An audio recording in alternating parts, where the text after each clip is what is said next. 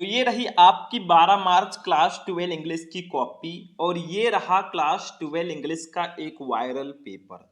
और आज के इस वीडियो में हम सीखेंगे कि 12 मार्च को आपको क्लास 12 इंग्लिश का जो पेपर देने जाना है उसमें आपको पूरे इंग्लिश की कॉपी कैसे लिखनी है। तो अगर आप भी क्लास 12th में हैं और 12 मार्च को इंग्लिश का पेपर देने जा रहे हैं तो इस वीडियो को एक बार जरूर देख लेना, क्योंकि आज मैं आपको 12th इंग्लिश की पूरी कॉपी लिखना सिखाऊंगा। 12 मार्च को एग्जाम देने जाने से पहले इस वीडियो को देख लेना, क्योंकि पूरे 100 नंबर के पेपर की मैं कॉपी लिखना सिखाऊंगा। और अगर इस तरह से लिख कर आओगे तो आपको 100 में 95 प्लस लाने से कोई नहीं रोक सकता। और ये एक वायरल पेपर है, इसका पूरा सॉल्यूशन भी आपको इसी में मिल जाएगा, 317 DB। तो देखो, जब आप एग्जाम हॉल में जाएंगे तो आपको क्या लेकर जाना है? पेन लेकर जाना है, स्केल लेकर जाना है, अपना एडमिट कार्ड लेकर जाना है, ये सारी चीजें लेकर जाना है। तो जब आप एग्जाम हॉल में बैठेंगे ना, तो सबसे पहले आपको बोर्ड एग्जाम की कॉपी दी जाएगी। कुछ ऐसे आपकी कॉपी रहेगी, उसमें आपको अपना रोल नंबर शब्दों में और सब्जेक्ट, पेपर कोड, ये सब आपको डालना होगा। फिर आपको दिया जाएगा पेपर। ठीक है। तो पहले आपको जब कॉपी दी जाए ना, तो आप अपना डिटेल इसमें फिल कर लीजिए। जैसे यहाँ पे परीक्षार्थी का अनुक्रमांक आपको दिया गया है, आप अपना रोल नंबर यहाँ पे डालेंगे। जैसे मैंने लिखा है 2237353132। मान लो हमारा ये रोल नंबर है, हमने इसको डाल दिया। आपको ये नहीं डालना है, आपका जो रोल नंबर है उसको आपको डालना है। फिर आपको परीक्षार्थी का अनुक्रमांक शब्दों में दिया जाएगा, तो आप कुछ ऐसे भर देना। देखो, 22373531 32। ठीक है, ऐसे कुछ आपको इसको लिख देना है। सेम ऐसे कीजिएगा। फिर विषय आपका इंग्लिश रहेगा। प्रश्न पत्र में आप ऑनली लिख दीजिएगा, क्योंकि एक ही पेपर इंग्लिश का होता है। फिर प्रश्न पत्र पर अंकित संकेतांक, यहां पर आपको पेपर कोड डालना होगा। ये देखो, पेपर कोड साइड में दिया जाएगा। जैसे 317 DB है, तो हमने यहां पे लिख दिया 317 DB। फिर आपको परीक्षा का दिन, मान लीजिए वेडनेसडे है परीक्षा का दिन, तो हम वेडनेसडे हमने डाल दिया। परीक्षा की तिथि एवं पाली 12 मार्च 2025 है, तो 12/3/2025 हमने लिख दिया। सेकंड पाली है तो सेकंड लिखना। ठीक है, फर्स्ट होगा फर्स्ट लिख देना।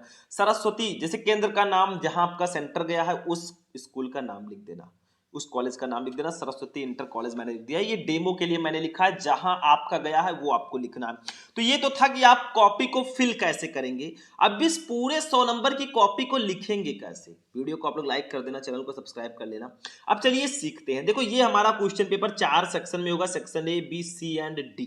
ठीक है। सबसे पहले जब आपको कॉपी मिले तो आप अपना डिटेल भरें और आप अपनी कॉपी में साइड में ऐसे लाइनिंग कर दीजिएगा। ये लाइनिंग बहुत जरूरी है। आपको जब कॉपी मिलती है तभी आपको लाइनिंग कर देना, ताकि जब आपको पेपर मिले तो आपको लाइनिंग ना करना रहे। ठीक है। अब देखो, यहां पे सबसे पहले सेक्शन ए हमारा रीडिंग आएगा 15 नंबर का। एक चीज मैं और बता देता हूं, ऐसा कहीं नहीं लिखा है कि आप पहले सेक्शन ए को करें, फिर बी को करें, फिर सी को करें, फिर डी को करें। सीक्वेंस कोई जरूरी नहीं है। जो सेक्शन आपको आता है अच्छे से, पहले आप उसको भी कर सकते हैं। जैसे हमने सेक्शन ए रीडिंग हम पहले कर रहे हैं, तो हमने हेडिंग डाल दिया सेक्शन ए रीडिंग। ठीक है। अगर आप सेक्शन बी राइटिंग को कर रहे हैं तो सेक्शन बी राइटिंग को करके आप लिख दीजिए, क्योंकि जो सेक्शन आपको आ रहा है पहले उसी को करना है। पहले आपको वही चीज लिखना है जो आपको बिल्कुल से आता है। ठीक है, क्योंकि first impression is last impression. अब देखो, फर्स्ट क्वेश्चन है, read the following passage carefully and answer the question that follow. ये अनसीन पैसेज होता है, आपको ये वाला पैसेज खूब ध्यान से पढ़ना है। इसके नीचे ABCDE करके 5 क्वेश्चन आपको दिए जाएंगे। पांचों क्वेश्चन का आंसर ढूंढ ढूंढ के इसी पैसेज में से लिखना है। बाय द वे, मैंने आपको पैसेज बहुत सारे बताए हैं, पेपर भी बहुत सारे सॉल्व कराए हैं, तो आज मैं आपको कॉपी लिखने का तरीका बता रहा हूं। तो फर्स्ट क्वेश्चन है, तो पहले हम आंसर नंबर 1 डालेंगे। ऐसे देखो, जैसे मैंने डाला है। फिर देखो, ये आपका पहले पैसेज पढ़ लेना, फिर आंसर नंबर ए। देखो, ए वाले क्वेश्चन का हमें आंसर लिखना है, what does the writer want to convey through the passage. ठीक है, मैं यहाँ पे भी मीनिंग नहीं बताऊंगा, मैं कॉपी लिखने का तरीका आज बता रहा हूं। ठीक है, तो आप लोग क्या करेंगे, आंसर ए ऐसे लिख देंगे। पहले आपको क्या करना है, इस B become dot dot dot dot करके इसका लास्ट वर्ड हाउस होल्डर, इसको ऐसे लिख देना है। आंसर नंबर 1 डालना, क्योंकि ये फर्स्ट क्वेश्चन है। फिर आप इसको डॉट डॉट करके लिख देना, क्योंकि क्वेश्चन तो आपको उतारना नहीं होता है, इसको मैंने लिख दिया। फिर आंसर ए करके आप इसका आंसर लिखेंगे, what does the writer want to convey through the passage. तो आंसर ए करके लिखेंगे, through the given passage the author want to highlight how to people adopt and change according to the responsibilities and weakness that come with a position. ठीक है, 3 number आपको इसके लिए मिल जाएगा फटाफट। समझ में आया? 3-3 नंबर का एक एक क्वेश्चन रहेगा, ये 15 नंबर का अकेले पैसेज आता है। बी देखो, what the meaning of the expression to prove equal to the task, इसका मतलब क्या होगा? तो ऐसे आंसर बी करके आप लोग लिख देना। The phrase to prove equal to the task means to do everything from developing necessary ability, talent, qualities or capability to handle or accomplish a given role or situation। ठीक है, तो ये सारी चीजें आपको ऐसे आंसर में लिखना है। समझ में आ रहा है? कुछ इसमें करना नहीं है, सारी चीजें इसी में से ढूंढ ढूंढ के लिखना है। तो 2 क्वेश्चन हमने दे दिया, 3 नंबर इसका भी कंप्लीट हो गया। ऐसे आगे बढ़ेंगे। देखो आपको दोनों तरफ कॉपी में लिखना है, ऐसा नहीं कि एक ही तरफ आप लिखें, आपको दोनों तरफ कॉपी के पेज के दोनों तरफ आपको आंसर लिखना है, ये ध्यान रखना। ठीक है, चलो आंसर सी देखो, what changes a reckless youth into a sober and grave householder. इसका आंसर सी करके लिखेंगे। ऐसे आपको आंसर सी करके लिख देना है। Marriage and parenthood change a reckless youth into a sober and grave householder. 3 number का ये हो गया। देखो यहीं पे लिखा है, ये देखो यही सब लिखा है। ठीक है, youth is not transform into a sober and grave householder, यही सब उठाकर लिख देना है। डी वाला, what change do you find in the editor when once he gets a seat in the cabinet. तो इसको ऐसे कर देना, when an editor, answer D करके, when an editor gets seat in the cabinet he helps become thoughtful, wise and frightened. ठीक है, तो ये आपका हो गया मेरे भाई। मतलब आपको कुछ इसी प्रकार से ढूंढ ढूंढ के लिखना है आंसर को, और इसको ढूंढना तो बहुत इजी है। आप लोग क्वेश्चन में कीवर्ड को ढूंढिए, उस कीवर्ड से आप इसमें आंसर ढूंढिए, बहुत आसानी से कर लेंगे। ई वाला जो आपका होता है, ये एक एक नंबर की 3 वोकेबुलरी होती है। जैसे फर्स्ट है, which word in the passage is the opposite of responsible. तो ई रिस्पॉन्सिबल इसमें कहीं हमने देखा है, तो वही ये देखो ई रिस्पॉन्सिबल, तो इसी को लिख देंगे। आंसर ई का फर्स्ट है रेकलेस। हाँ रेकलेस, इसका आपको पूछा जा रहा है अपोजिट, तो रेकलेस आप लिख सकते हैं, बिल्कुल सही है। चलो दूसरा, रेकलेस इसमें होगा, बिल्कुल जब आप इसमें ढूंढेंगे तो रेकलेस वर्ड आपको शायद मिल जाएगा। ठीक है, ये देखो रेकलेस है। ठीक है, तो इसी को लिख देना है। दूसरा, what does the word to go astray mean in the passage. तो to go away from the correct path or correct way to doing something, एक एक नंबर आपको मिलेगा। तीसरा, which word in the passage mean aware of. Aware of का मतलब conscious होता है, बस ऐसे आपको लिख देना। मेरे कहने का मतलब है, मैं आपको कॉपी लिखने का तरीका बता रहा हूं, how to write 12th English copy in board exam 2025। ठीक है, तो ये 5 क्वेश्चन हमारे हो जाएंगे, 15 नंबर आपका यहाँ पे कंप्लीट हो जाएगा। लेकिन अभी तो पार्टी शुरू हुई है, आगे आगे देखिए होता है क्या। इसको भी मैं हटाता हूं, अब हम चलेंगे अपने सेक्शन बी पे। ये देखो यहां से हमारा सेक्शन बी स्टार्ट होगा, खुद ही देख लो। सेक्शन बी राइटिंग होता है, इसमें आपको आर्टिकल और लेटर्स लिखने होते हैं। जैसे दूसरा देखो, right an article on any one of the following topic in about 100 to 150 word. आपको तीनों में से किसी एक टॉपिक पर 100 से 150 वर्ड्स में आर्टिकल लिखना है। जैसे early rising, health is wealth, your plan for future. Article कैसे लिखते हैं देखो, जैसे मान लो हम पहले सेक्शन बी राइटिंग ऐसे हेडिंग डालेंगे प्यारा सा, ब्लैक एंड ब्लू पेन ही यूज करना, रंग बिरंगे पेन मत यूज करना, नहीं तो जिंदगी भी रंग बिरंगी हो जाएगी। ठीक है, आंसर नंबर 2 फिर हम डालेंगे, ये देखो आंसर नंबर 2। अब हम ए वाला करना चाहते हैं, अर्ली राइजिंग, जल्दी उठना, इस पर हम आर्टिकल लिखना चाहते हैं। आर्टिकल का मतलब आप अपने विचारों को लिखिए, ऐसा नहीं है भैया कि आप बुक से रटकर चले जाएं वही लिख दें, ऐसा बिल्कुल नहीं है। आप अगर हिंदी टू इंग्लिश ट्रांसलेट करना जानते हैं, टेंसेस आपको आता है, तो रटने की कोई जरूरत ही नहीं है। जो आपको आता है अर्ली राइजिंग से रिलेटेड, वो आपको यहाँ पे लिख देना है बस। ठीक है, तो देखो हम ऐसे ए वाला लिख रहे हैं, तो ए अर्ली राइजिंग हेडिंग डालेंगे और 2-3 पैराग्राफ्स में लिखेंगे। आर्टिकल लिखने का सही तरीका या तो आप हेडिंग डाल डाल के लिखिए, या तो आप ऐसे 2-3 पैराग्राफ्स में खूब सुंदर सा आर्टिकल लिख दीजिए, नंबर मिल जाएगा।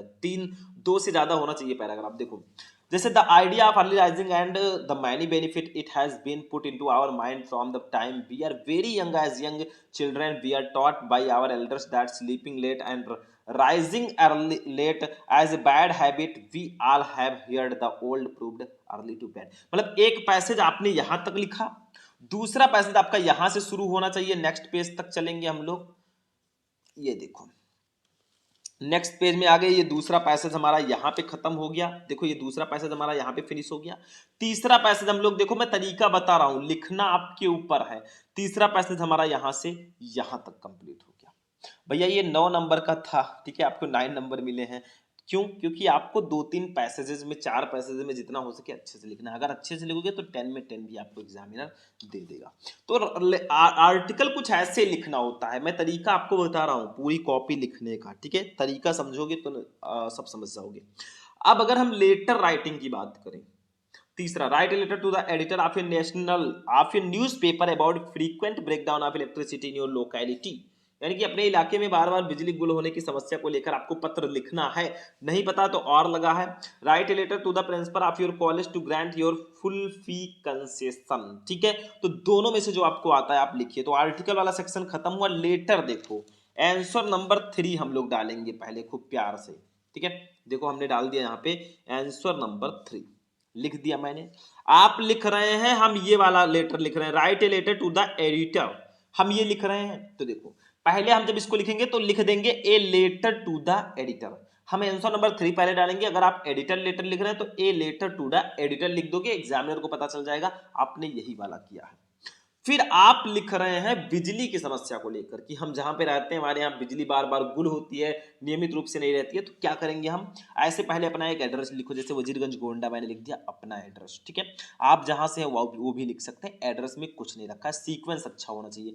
फिर किसको लिख रहे हैं, टू द एडिटर को हम लिख रहे हैं। किस समाचार पत्र के एडिटर को लिख रहे हैं, तो द अमर उजाला गोंडा, हम अमर उजाला के समाचार पत्र के संपादक को पत्र लिख रहे हैं। तो पहले अपना एड्रेस, फिर टू लिखकर जिसको आप लिख रहे हैं वो लिख दो। फिर आपको सब्जेक्ट लिखना है, भाई आप किस सब्जेक्ट पे लिख रहे हैं, आपका पर्पस क्या है, आखिर आप लिख क्यों रहे हैं पत्र। तो फ्रीक्वेंट ब्रेकडाउन ऑफ इलेक्ट्रिसिटी, बार बार बिजली का गुल होना। ठीक है, फिर सर लिखकर आप अपनी दुख कथा, जितनी भी आपकी प्रॉब्लम है सबको इसी में लिख दो लेटर में। Sir, I am writing to express my concern about the frequent breakdown of electricity in our locality for the past few weeks we have severely impacted our daily lives. The power cuts have disrupted our work, study and daily activities, causing a great deal of inconvenience and frustration. अगर इसी page में आ रहा है तो आप नीचे लिख देना, नहीं तो आप दूसरे पेज में भी जा सकते हैं। देखो फिर आपको थोड़ा सा आग्रह करना है, I urge the authorities to take immediate action to address this issue and ensure that we have a consistent and reliable supply of electricity. ठीक है, कुछ ऐसे लिख दो। फिर आप थोड़ी सी उनको आशा दो, I hope that the concerned authorities will take this matter seriously and work toward finding a solution to this problem. देखो इन सब लेटर्स को मैं ऑलरेडी आपको बता चुका हूं। अगर आप लोग सर्च करोगे class 12 English important letter Shubham lecture, तो आपको बहुत सारे लेटर मिलेंगे विथ हिंदी मीनिंग, ये भी लेटर मैंने उसमें बताया, तो जाकर सर्च करना भाई, नंबर मिल जाएगा। लास्ट में आप लिख दो योर सिंसियरली XYZ, नाम बिल्कुल नहीं लिखना है, नाम आपको कॉपी में लिखना ही नहीं है। जब आपको सिर्फ रोल नंबर ही लिखना, रोल नंबर आप लोग ऊपर भी डाल दीजिएगा लास्ट में टाइम जब बचेगा। ठीक है, ये ध्यान रखना। तो कुछ इस तरह से हम लेटर को लिखते हैं। लेटर, पूरा लेटर अगर आपको समझना है, सारा इंपॉर्टेंट लेटर, तो आप लोग सर्च कर लेना, आर्टिकल हो या लेटर हो, सब कुछ मैंने उसमें बता रखा है। सेक्शन बी भी कंप्लीट हुआ। अब सेक्शन सी वाले पोर्शन पे हम लोग चलेंगे। ये देखो मेरे भाई, सेक्शन सी ग्रामर पोर्शन है, 4 नंबर क्वेश्चन है। Choose the correct option to answer the following question. आपको करेक्ट ऑप्शन चूज करना है। 5 क्वेश्चन रहेंगे 2-2 नंबर के, आपको 10 नंबर ऑप्शनल दिए जाते हैं। जैसे देखो पहले आप सेक्शन सी ग्रामर डालो ऐसे, फिर चौथा क्वेश्चन है तो आंसर नंबर 4 डालो, वही सारी चीजें हैं। फिर ए वाले क्वेश्चन का आप आंसर दे रहे हो तो आंसर ए डाल दो। ए का कौन सा सही है, ये फॉरेनर हु सेटल्स इन ये कंट्री इज कॉल्ड, तो वो भैया इमिग्रेंट होगा, तो आपका फर्स्ट सही है, आंसर ए का फर्स्ट सही है, इमिग्रेंट। ऐसे लिखोगे नंबर पूरे मिलेंगे।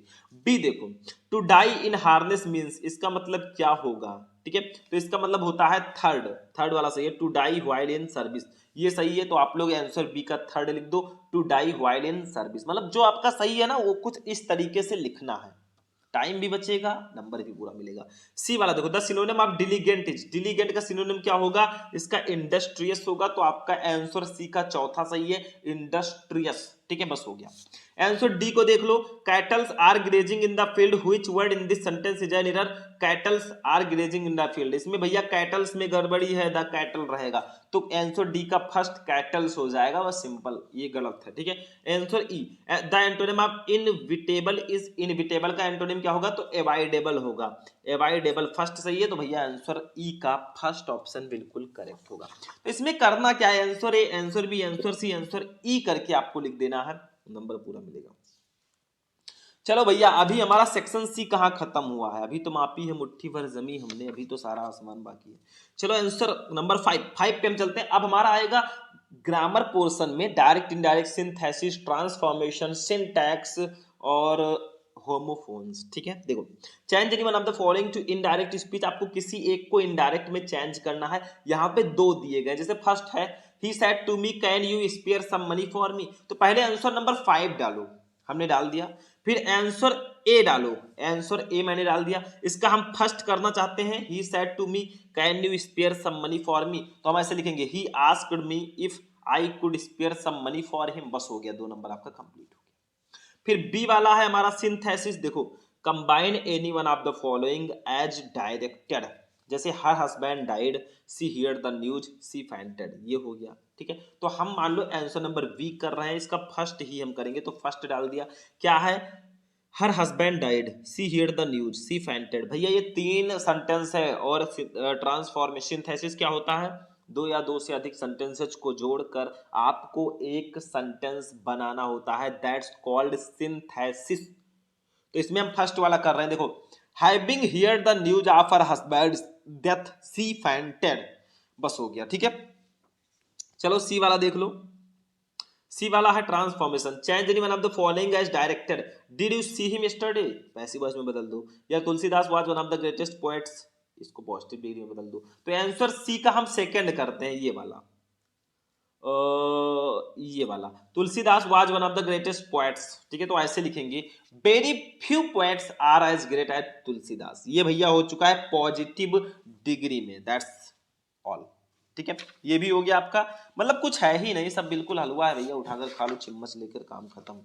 आंसर नंबर डी को देखते हैं, ये है हमारा सिंटैक्स, देखो, correct any one of the following sentences, 2 नंबर का, जैसे milk is preferable than tea, इसमें गलती कहां है, दोनों में से कोई एक करना है, तो हम इसमें कर रहे हैं फर्स्ट वाला, milk is preferable to tea, than के जगह पर आपको टू लगा देना है, नंबर आपको मिल जाएगा।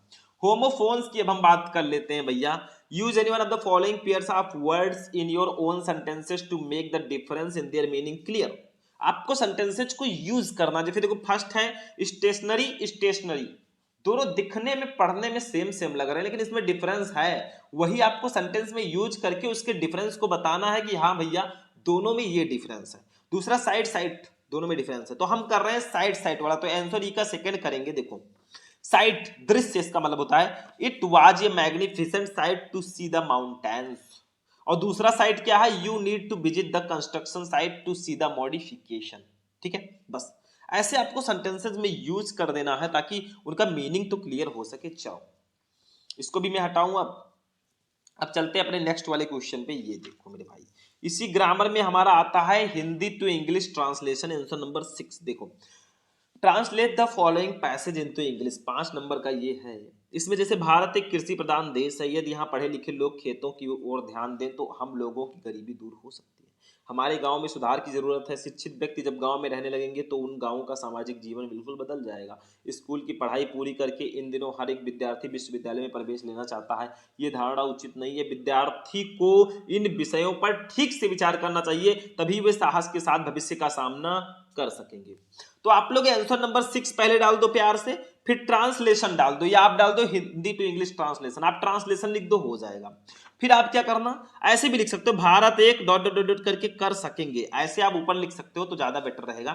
फिर हम इसका इंग्लिश में लिख देंगे, India is an agricultural country, if educated people here pay more attention to agriculture then our poverty can be removed, our villages needs improvement. When educated people will start living in the villages, then the social life of those villages will change completely. After completing the school studies, these days every student wants to take admission in the university. This assumption is not correct. Students should think about this subject properly. Only then they will be able to face the future with courage. ठीक है, बस हो गया।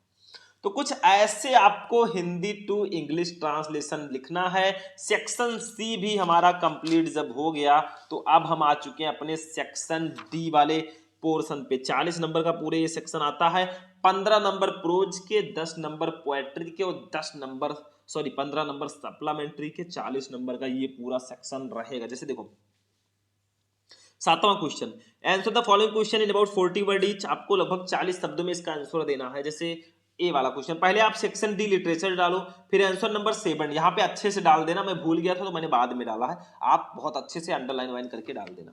तो answer ए का हम ये वाला कर रहे हैं, मुकेश वाला, ठीक है। तो आप यहाँ पे क्वेश्चन भी उतार सकते हैं छोटा सा अगर चाहें, क्यों? क्योंकि इसमें पता तो होना चाहिए एग्जामिनर को कौन सा क्वेश्चन आपने किया है। तो ये कर रहे हैं, तो हम लिख देंगे answer A, Mukesh belongs to the bangle makers of Firozabad. देखो मुकेश वाला क्वेश्चन है, what does Mukesh want to become in life, Mukesh अपने जीवन में क्या बनना चाहता है। तो Mukesh belongs to the bangle makers of Firozabad where each family is engaged in bangle making. Mukesh dream is to become a motor mechanic and to learn to drive a car, thus he want to be his own master. ऐसे B वाला देखो, from where the peddler get the idea of word being as a writer, नहीं पता तो ये वाला कर लो, what did Gandhi ji do after knowing the miserable condition of the farmer at Champaran. तो हम आंसर बी का ये कर रहे हैं, पेडलर वाला। तो the peddler was a vagabond who went around selling rat traps made by him, ठीक है। One day as he was stuck by the idea that the world was a big rat trap. बस इतना लिख दो, 4 number मिल जाएगा। Pros में ही एक long question भी आता है, देख लो खुद ही। Answer any one of the following question in about 80 word, आपको 80 शब्दों में इसका आंसर लिखना। जैसे ए वाला देखो, what was the contribution of the ordinary people to the freedom movement, या फिर the story the writer weaves a mixture of entertainment and philosophy explain. तो हम ये करेंगे आंसर नंबर 8, और आंसर नंबर 8 का हम बी करेंगे, the story writer is a mixture of entertainment and philosophy explain. मतलब ये मनोरंजक भी और दार्शनिक भी है, द राइटर कहानी क्यों। तो आंसर बी हम लिखेंगे, आंसर नंबर 8 आंसर बी। देखो, it is true that the story the writer is both entertaining and philosophical. The theme of the story entertains from the very beginning to the end. The premise of the story starting from the introduction of the writer sailor, him meeting the crofter and cheating him, being mistaken by iron master to the end. Every aspect captures the attention of the reader. But the comparison between a writer and this word conveys a deep philosophical message. This word provides us with the thing that allures us, just a bait is used to trap human being. The story so beautifully highlight the human dilemma that one wonders in a way whether one should accept the allurement or reject them. बस हो गया, ऐसे कुछ आप उठाकर लिख दो मेरे भाई, नंबर पूरा मिलेगा, ठीक है। तो प्रोज वाला सेक्शन हमारा फाइनली कंप्लीट हुआ। पोएट्री पे हम आ चुके हैं, ये देखो पोएट्री। पोएट्री पे अगर देखें तो भैया ये 9 नंबर है, read the following extent carefully and answer the question that follow, 6 number का आपको ये वाला पढ़ना है। पोएट्री का स्टेंजा है और इसके नीचे ABC करके 3 क्वेश्चन दिए जाएंगे 2-2 नंबर के, और इनका आंसर देना है और 10 नंबर 6 नंबर ले जाना है। तो जब आप करेंगे इसको तो आंसर नंबर 9 पहले डालना, फिर ये जो पैसेज है परहैप्स डॉट डॉट डॉट करके आई विल गो ऐसे लिख देना, फिर एक एक का आंसर लिख देना। जैसे आंसर ए है, what lesson does the earth teach us, ये पृथ्वी हमें क्या सिखाती है। तो the earth teach us that there is life under apparent stillness, it means that we can still be alive even if we appear to be still or calm. Answer B, what remains alive when everything seems to be dead. तो only the earth is alive when everything else appears to be dead, ठीक है, ऐसे लिख देना। Answer C, what does the poet asks us to do. तो the poet asks us to do count to 12 and be silent and still so that we can self introspect, ठीक है, बस हो गया। ऐसे लिखते चले जाओ, होगा नहीं तो होगा क्या, ठीक है। चलो ये भी हो गया। आंसर नंबर 10 पे हम लोग चलते हैं मेरे भाई। आंसर नंबर 10, इसको भी मैं हटा देता हूं, इसमें 9 तक ही था। चलो ये देखो, आंसर नंबर 10 हमारा जो है पोएट्री का एक सेंट्रल आइडिया आता है। जो तीनों सेंट्रल आइडिया आपके समक्ष सामने दिख रहे हैं ना, यही 3 सेंट्रल आइडिया सबसे ज्यादा इंपॉर्टेंट है। देखो, write the central idea of any one of the following poems. जैसे ए वाला है a thing of beauty, B है माई मदर एट 66, सी है कीपिंग क्वाइट। तो देखो हम आंसर नंबर 10 पहले लिखेंगे, फिर हमें कौन सा करना है, हम सी वाला कर रहे हैं कीपिंग क्वाइट वाला, तो सी लिखेंगे कीपिंग क्वाइट। फिर सेंट्रल आइडिया हम हेडिंग डालेंगे, लिखेंगे in keeping quiet the poet demands the necessity of quiet introspection, man's action his rush and hurry have already caused much chaos and trouble in the world, now it is the time when he should take a pause He should do self-introspection. Stillness does not mean total inactivity. Stillness and silence will help man in creating a feeling of mutual understanding among human beings.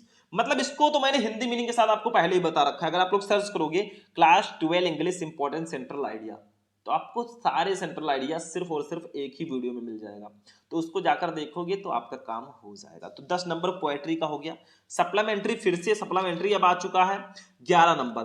तो इसमें भी 2 short एक long रहेंगे। जैसे 11 का A है, why could Charlie never again find the third level, या आप ये वाला कर सकते हैं, how did Charlie enter to the third level. देखो इसमें यहाँ पे क्वेश्चन होना चाहिए, जैसे प्रोज में नहीं था कि answer any one of the following question in about 40 word, वो रहेगा। ये क्वेश्चन आपका है, यहाँ पे रहेगा ऊपर जो ये मोटे अक्षरों में लिखा है, यहाँ पे रहेगा answer the following question in about 40 words. ठीक है, ये वाला क्वेश्चन है, how did Charlie enter the third level, नहीं पता तो और लगा है, what prediction was made at the tigers birth. तो हम करेंगे आंसर नंबर 11 पहले डालेंगे, फिर आंसर ए कर रहे हैं तो हम चार्ली वाला कर रहे हैं। देखो, Charlie could never find the third level again because it was fleeting word of imagination that Charlie had imagined to live in the third level did not exist in reality। वो उसका अस्तित्व नहीं था रियलिटी में। ठीक है, तो ये हो गया। बी वाला देखो, how is Antarctica the perfect place to study environmental changes, या फिर why was Sadao sent to America, तो आंसर बी डालेंगे, सदाओ के बारे में लिखेंगे। Sadao's father dreams for him was to give him the best education and so Sadao was sent to America at the age of 22 to study surgery and medicine. Sadao realise him his father's dream by becoming famous as a surgeon as well as a scientist। ठीक है, उसने सपना पूरा भी किया अपने पिताजी का। एक लॉन्ग क्वेश्चन यहाँ पे रहेगा मेरे भाई 12 नंबर में, answer any one of the following question about 80 word. जैसे ए है, describe Antarctica in your own words on the basis of the lesson journey to the end of the earth. पता है तो करो, नहीं तो बी वाला है, write about the outcome of Charlie's quest for the third level at Grand Central Station. तो हम करेंगे आंसर नंबर 12 का ए, ऐसे डालेंगे, ए वाला लिखेंगे। देखो, Antarctica is a home to 90% of simple 90% of the Earth's total ice volumes. It has a simple ecosystem and lacks a lots of biodiversity found in other warmer region. But an individual can find small creatures like midges and mites to huge creatures like blue whales and icebergs as big as countries. The place as a untouched by humans and its inventions. It is a quiet place which is only interrupted by falling mass of snow rapidly down a mountain। ठीक है, तो ये मतलब Antarctica के बारे में बताया गया है। आपके 12th सप्लीमेंट्री में एक चैप्टर है journey to the end of the earth, ये उसी चैप्टर से लिया गया है। ठीक है, तो कुछ ऐसे आपका इंग्लिश का पेपर इस बार आने वाला है मेरे भाई। मैंने पूरे पेपर का आपको सॉल्यूशन दिया है यहाँ पे। ठीक है, पूरा पेपर मैंने सॉल्व कराया है, खुद ही देख लो। और कैसे आपको कॉपी लिखना है जाकर 12 मार्च को, वो भी मैंने आपको बता दिया। तो आज का क्लास आपको कैसा लगा भैया? वीडियो पसंद है, इस वीडियो को ज़्यादा से ज़्यादा लाइक करो, चैनल को सब्सक्राइब करो। मैं आपको पेपर्स भी प्रोवाइड कराता रहता हूँ, क्वेश्चंस भी प्रोवाइड कराता रहता हूँ, तो उसको जाकर ज़रूर पढ़ लेना। तो चलिए फिर मिलते हैं किसी नेक्स्ट वीडियो में नेक्स्ट टॉपिक के साथ। तब तक के लिए जय हिंद।